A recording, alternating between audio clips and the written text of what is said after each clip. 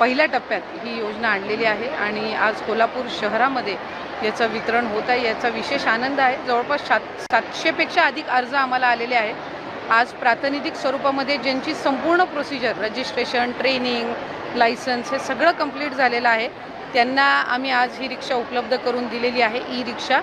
आणि उद्दिष्ट जे आम्ही कोल्हापूरसाठी साधारणपणे महानगरपालिका क्षेत्रासाठी ठेवलेलं आहे ते यंदाच्या वर्षीचं 400 रिक्षांचं आहे। खरं तर लाडक्या बहिणींचा देखील या ठिकाणी उल्लेख केलेला आहे।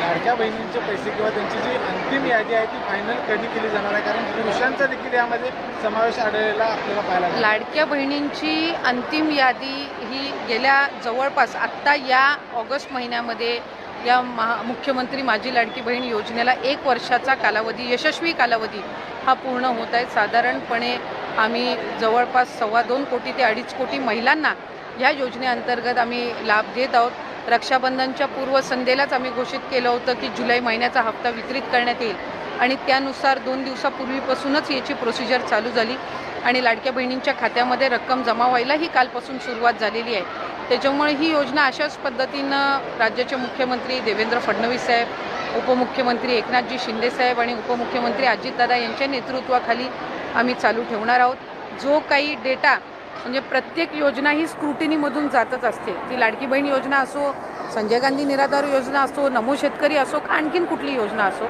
ही प्रत्येक योजना ही साधारणपणे दरवर्षी ही त्यांची एक साधारणपणे प्रक्रियाच आहे की त्या स्क्रुटिनीमधनं ती जात असते।